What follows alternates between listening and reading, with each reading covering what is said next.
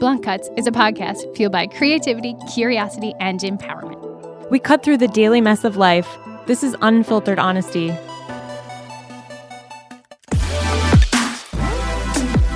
Park your passive at the door. This is Blunt Cuts.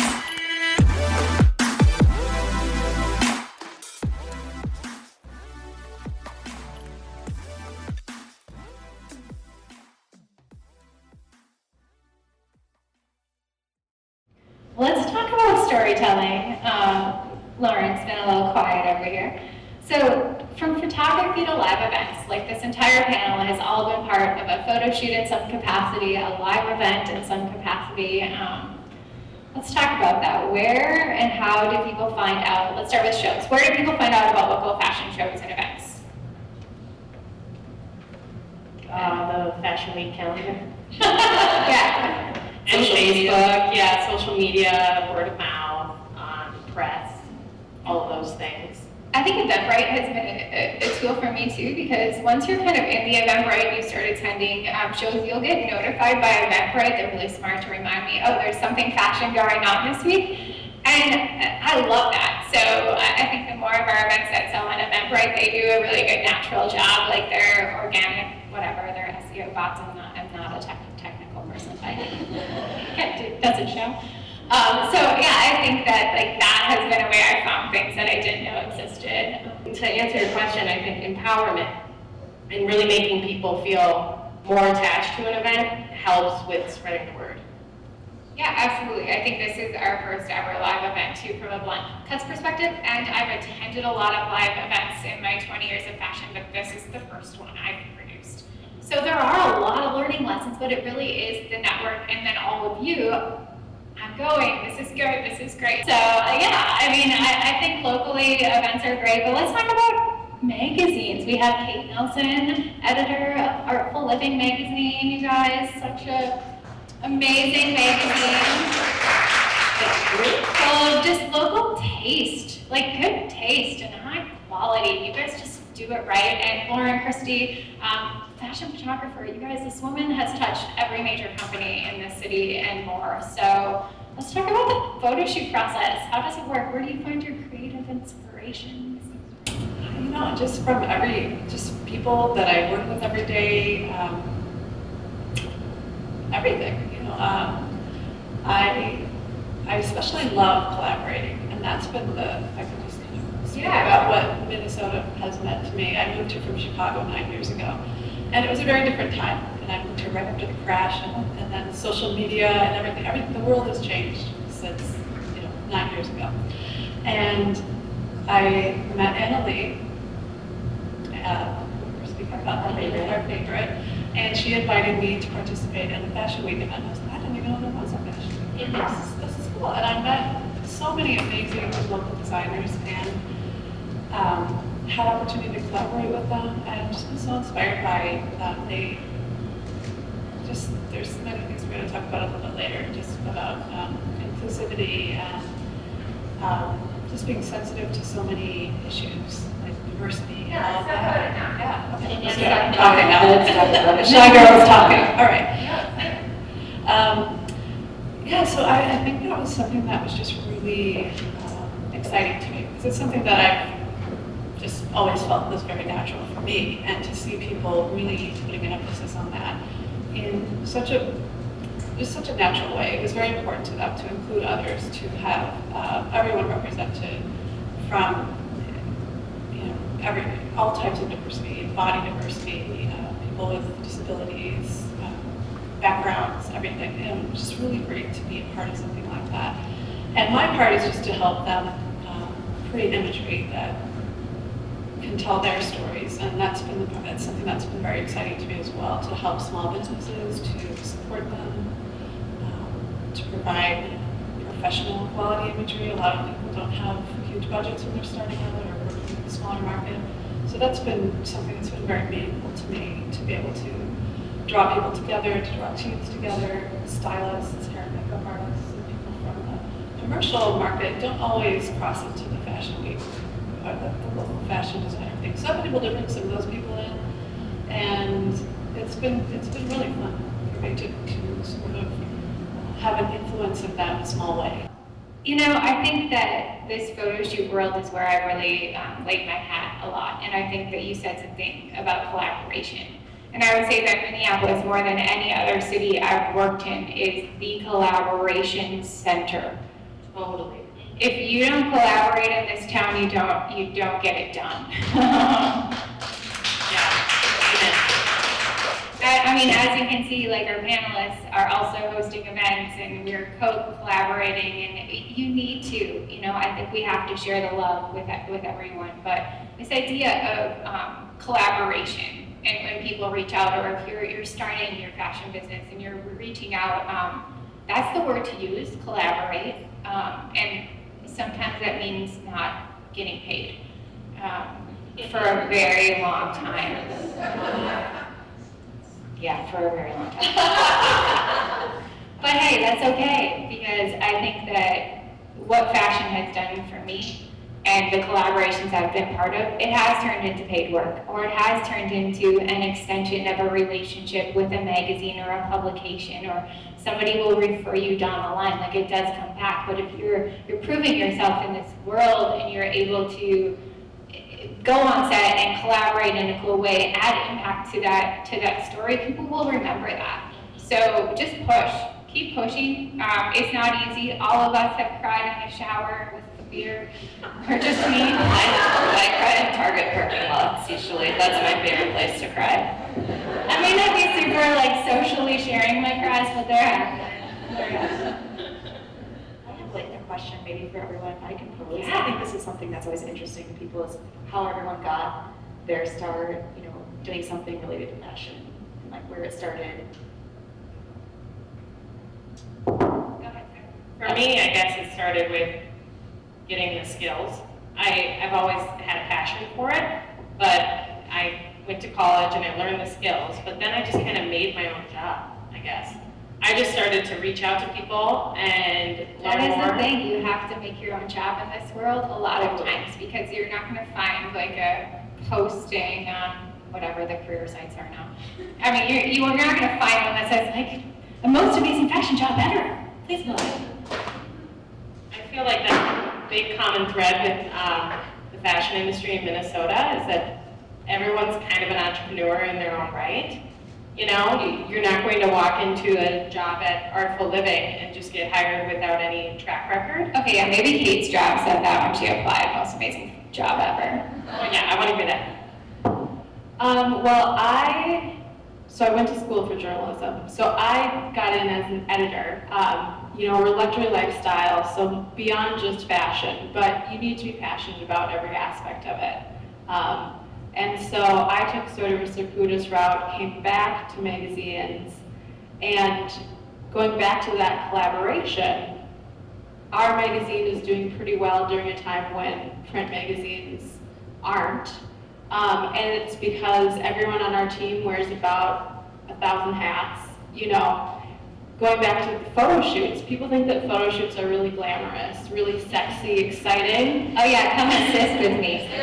Those are gonna be fun. And really, everyone just turns into a professional schlepper. You know, it doesn't matter what your title is, it doesn't matter. The idea is that you're all working together toward a common goal.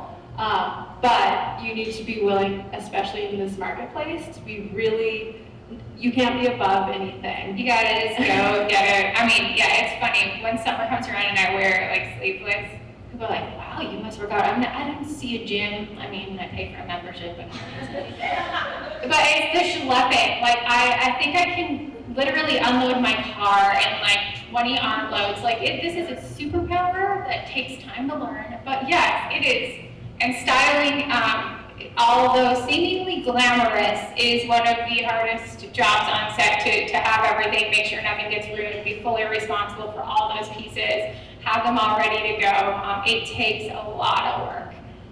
And you really do need to be willing to get in on the ground level and probably not get paid for a while, because when it comes to a, you know, really well done photo shoot, everyone needs to be there and have a very important role, and you need to make sure that, you know, unfortunately all the collaborators do have a proven track record, which means it might be hard to take a chance on a newbie, but they might be an assistant stylist, or they might be like the head golfer or something like that, and just really learning a lot until they work their way up to be able to, have that lead role. Yeah, I think that's a super, super big comment. I mean, even locally, I'm just, I'm 7 years into my styling career. I've been around fashion for 20, like I said, but that's hard to start getting your name out there, and I'm not a self-promoter, so that's been equally hard. So finding people that know my story and believe in my story and can help share that, and just collaborating, working with people who then can say, oh, hey, Minnesota bride, Christina's available, or, Kate finally emailed me, and oh my gosh, I saved that email, and the timing didn't work out, but we will work together. But it was one of those things that I was like, oh my gosh, Artful is emailing me. I mean, and this was like a month ago, okay? Like, this is all still very exciting to me when people realize that, they want to hire my passion. Like, that's amazing. Well, and just to tag off of that, once you are at the point where you've proven yourself, you need to be asking to be paid for what you're worth. And so from the other side of that, you have to make sure that you can actually, afford the really talented collaborators that you're bringing on board. And that isn't always easy, especially for, we're a small business, or let's say a local designer that wants really amazing photography, but they might not be able to afford top dollar. So you're always sort of balancing that and making sure that no one feels like they're working for nothing. Yeah, I think the idea of starting a fashion business is very expensive, right? So then you do want to start getting paid, but it takes time. But once you are around, when you reach out to somebody to collaborate, if there's somebody who has a busy workload and they say no, that's okay, you're going to get a lot of no's in this business.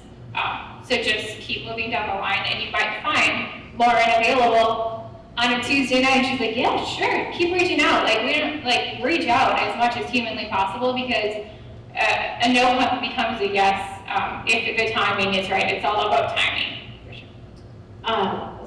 For me, when I started Tessa and Louise, I remember that I did not have much of a budget to pay for photo shoots and a stylist and a photographer, but I really wanted to work with really good, strong people that matched how strong I wanted to be or felt I could be.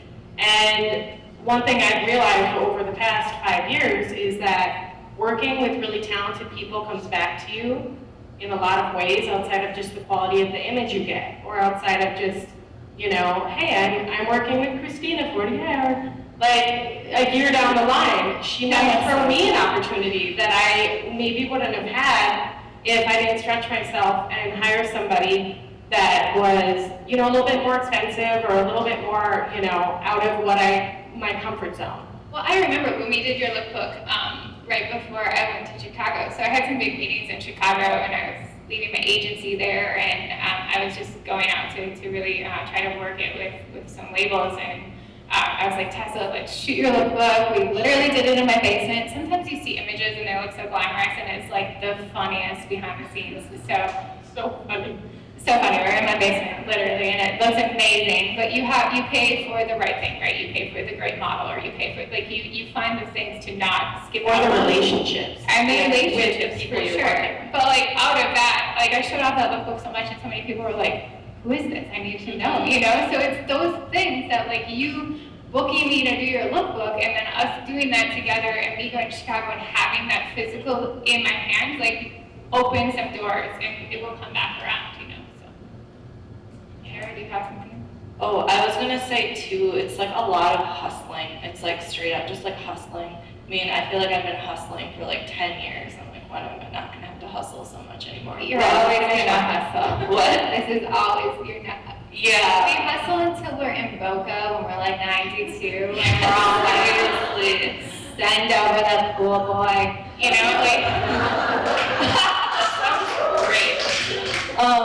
Great. How I started out with, my career was a rainy day in April of 1985, and then Iron Range in northern Minnesota. No, but I do think that's interesting, because I grew up in northern Minnesota. That's your birth story. And there's not a lot of diversity, art, culture, fashion, and I don't even know, I just always craved people, and I just loved stories and people. And it ended up that fashion and style was my way to communicate with people and open a conversation up. And I grew up with a single mom, and we didn't have a lot of money. And it was funny because a lot of my shopping was at garage sales or thrifted and stuff. But because of that, I had kind of interesting style. And it was weird how having style that was quite different in northern Minnesota gave me this confidence that I didn't know if I would have otherwise. And I couldn't go to Abercrombie and get, the $75 sweatshirt like everyone else is wearing. But I had something a little different. But then I loved how that made me feel. And then I was like, God, I just love how style and fashion isn't about really clothes even, it's about people and conversation. And so then when I moved to Minneapolis and I was going to school full time,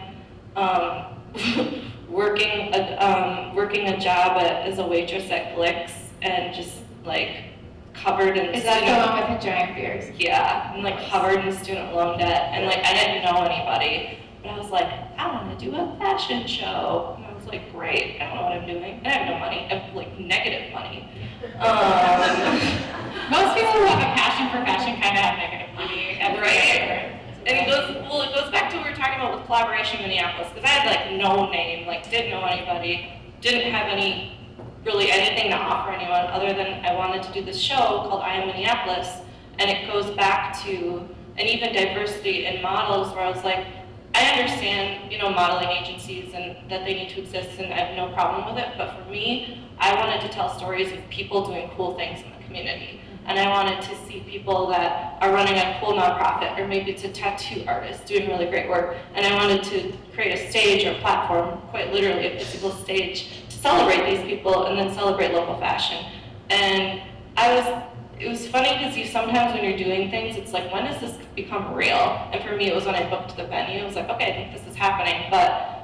Yeah, it's really real to sign a giant Right, set. I know, it's scary. It makes it all real, and then you're like, is anyone coming? And you're fun. And I wanted to find these cool people, and I didn't know any of the cool people, and no one knew who I was. So I found one cool person that said yes. His name's Adam Levy, if you guys know who he is. He's a really talented, amazing human and musician, and does a lot of really great work, and actually does a lot of advocating for just mental health and anyway, just a really great guy. But his band would play at Licks. And I just thought he was so influential in the music scene. I was like, hey, Adam, will you model in my fashion show? And he's like, no, and no. And I was like, shoot. And then I was talking to him, he's like, oh, that sounds kind of cool. And he's like, sure. I don't think he thought it was actually going to happen. He probably felt bad for me. And then I was like, okay, I have one person in my fashion show. And then I went to the next person and was like, hey, will you be in my fashion show? And they're like, no. And I was like, Adam Levy's doing it. They're like, ooh, Adam Levy's doing it. That's kind of cool. And then I had 2 people. And then pretty soon I had 8 people that said yes. I'm like, okay, I think this is real. Now I have to find a date and a venue, because I was making up things. And then I literally produced this event with no money. But I found people that thought it was a cool concept. And they kind of just wanted to be a part of it. And I think you have that infection. Do stuff and people just want to be a part of it. Well, it was just, I think having your mission and your why, I'm still trying to figure out what I want to be when I grow up, but I think trying to figure out your mission and your why is important. If I could give anyone advice too, if you're trying to build your business and you're trying to figure things out, I had a full-time job and hustled doing these events forever and ever and ever and ever. And I was like, why won't it work? And it was exhausting, and I was kind of ready to just quit because I just couldn't do it anymore. And I decided to write a little business plan. And I think we don't talk enough about the business. But it was okay, I either have to quit my full-time job and do this, or I have to quit all the side stuff because I'm going literally insane and not sleeping. And but yeah, it was interesting. I wrote a business plan, and it's just very figuring out what's your product, what's the price point, what does the market look like, who's your customer, here's the go-to-market plan and everything. It's not perfect. I'm not a perfectionist by any means, but by being able to articulate some of those things, just even internally, helped me focus. Also, get off Instagram and get on LinkedIn. Absolutely. Network. Network. It was so funny. This guy wrote me this email 7 years ago, and in his signature it said, your network is your net worth. And I was like, that's kind of a weird thing. But now I'm like understanding your network is everything. And I think finding people that you want to hire you, a lot of times a lot of people on Instagram are people that you want to collaborate with. When you're looking for people and work, I think it's such a good distinction. I think, Instagram is a beautiful place. We all love it and use it, but it is that collaboration central. I've never got a paid job on Instagram. No, I talk to a lot of people, especially creatives that are like, I haven't updated my LinkedIn for whatever. I'm like, oh, you should get on there. Like, I've gotten a ton of, my business is like, I quit my job just in like January, and like business is going really, really well, and it's exciting, but it's also just like, I think a lot of it is just hustling, and I think there's a lot of work that I do that isn't public or, and you found those people that through collaboration, through years of collaborations, you found the people that you fired. You didn't open job postings, you found those people through years of their commitment to you and your brand. And I hope for the same things, I do. I think that all the people that I work with and help usher themselves through fashion. I love mentoring, I love teaching and training, and like if I didn't have mentors in my life, I wouldn't be where I am, so that's something that's so important and critical to me. Well, and back to the idea of a business plan. So if you don't take your dream seriously, no one else will.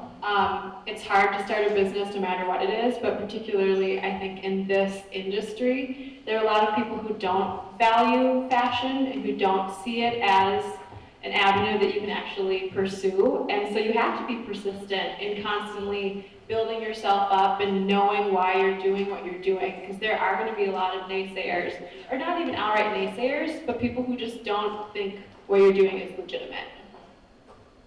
Yeah, I think figuring out who your customer is. Like, I was in a boutique once, I was in a different city, and I was like asking the one that owned it, I'm like, who's your customer? And she was like, what do you mean? I'm like, well, what's your demographic of like, what type of people are you trying to reach? And she's like, everyone.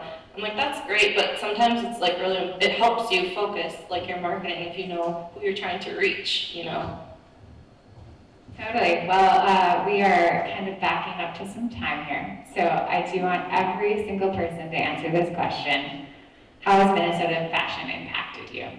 And I'll start. So I'm Michaela, I'm gonna cry. No. Minnesota fashion for me, I started as such a young kid modeling. I was 11.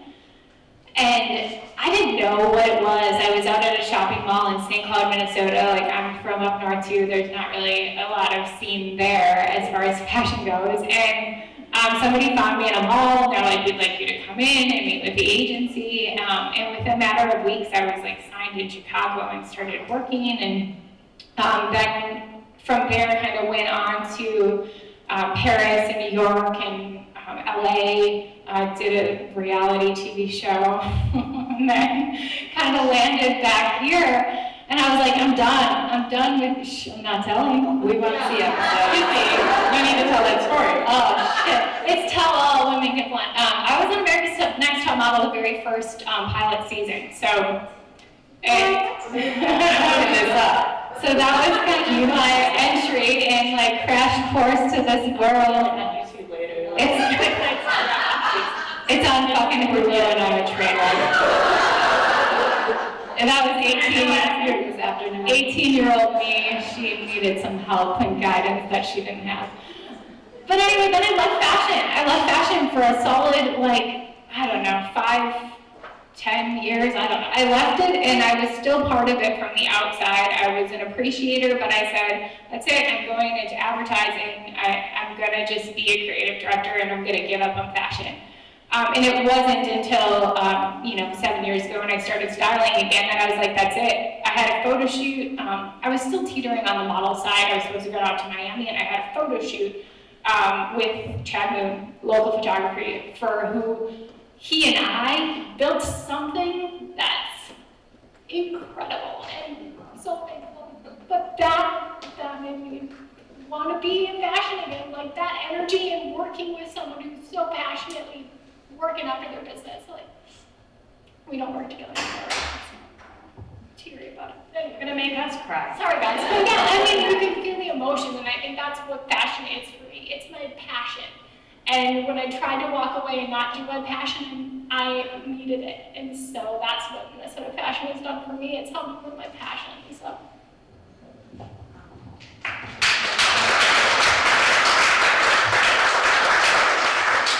Well, for me, as I said, I moved here from Chicago after the market crash, and I was shooting fashion primarily for 15 years from that point before, and after the crash, everything sort of went away, and I moved into a different part of photography, doing more lifestyle and home goods type things, and I really realized I missed shooting fashion and working with people and doing all of those great things. It felt like that was never going to happen again. And then through meeting Anna Lee and her invitation to do a simple fashion event, it was called The Shoot. It was a live photo shoot, and I worked with a couple local designers, with Gina Marie, House of Gina Marie, and Catherine from Winsome Goods, and just sort of, it was pretty amazing. I just went home that night, I was like, I have to find a way to get back to doing this again. So for me, it was just an amazing door back into what I love doing, rediscovering what I love doing, and the collaborations and the friendships that have been formed over the past 3 years has just been incredible, and it has impacted my commercial work dramatically. I am now back shooting what I love, and I'm excited for what's yet to come. There's more to come, so that's what it is about me. I guess for me, going back, to Emily and even beyond, my first fashion show I ever got involved with was called Fresh Face Showcase. This had to be like in 2003 or something, and I was just volunteering, and before I knew it, after a couple of years, the lead stylist was like, "Hey, you get to be the lead stylist now," and I was like, "Oh, it's great." It was just all volunteer, but I met through that a group of people that became my longtime collaborators with hair and makeup, and also a photographer, and we collaborated with a lot of local models. And just from those initial collaborations, then we went on to get noticed by Anna Lee, who was doing Voltage, and she invited us to become the lead stylist for that event for several years. And through that, I met so many of my closest friends who are designers, and kind of get wistful about those moments of just pure collaboration with amazing people. At the time I was working full-time in retail and didn't know where my career was going, and I think it gave me a lot of inspiration and confidence to kind of go off and do that. So, it's friendships, it's collaborations, it's creating something beautiful and meaningful. So, that's what it's done for me. You got me into like an emotional place with this chat and this story. So I've been processing this question, and I guess it's hard to summarize, but for me, local fashion taught me a lot of life lessons that you know about before you start your career. But I had, I'm gonna cry. This isn't my time, it's okay. I didn't have a great experience when I tried to kind of feel out how I felt about moving to New York and doing fashion there. And so when I came back, I was a little paralyzed by fear for like 2 or 3 years. And this was before MN fashion took off. And then I one day just decided, screw this. I believe in myself, and I'm gonna go for it. And it took little steps and meeting right people to build up my own confidence.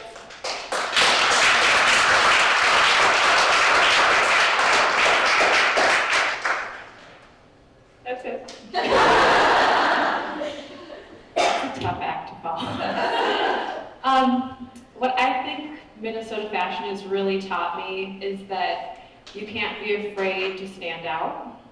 We live in the Midwest, in a place where sameness can be valued above other things, and a lot of the people in the room here, I think, probably value their own individuality and being able to showcase who they are, and you can't be afraid to do that. And every day You're saying it better than I did.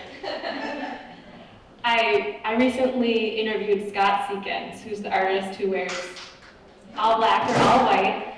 And a lot of people think that he's really, radical and flamboyant. And he just said, I just want people to be who they are 24/7 and to feel comfortable with that and to wear the clothing that shows who they are. So I think that's really what I take away from Minnesota fashion.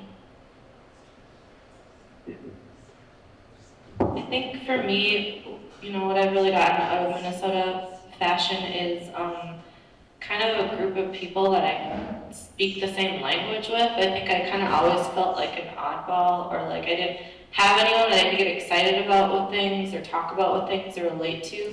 And so it was fun finding a group of people that are passionate and creative and artistic and different and maybe think different. So it's more of just the community and feeling like celebrated to be an individual rather than trying to fit into a mold that might not fit. And so it's fun. I just love nothing more than when people are like authentically themselves and just walk to the beat of their own drum. And I think that fashion can really do that. I mean, I'm wearing a wig right now. Like, I would usually be nervous about that. I mean, I've kind of been more comfortable in my skin lately. I think going back to letting go of fear, that's a huge thing. I mean, fear gets in our way all of the times. Fear and expectations, I think if we can kind of get away from those a little bit, you find a little more peace and happiness.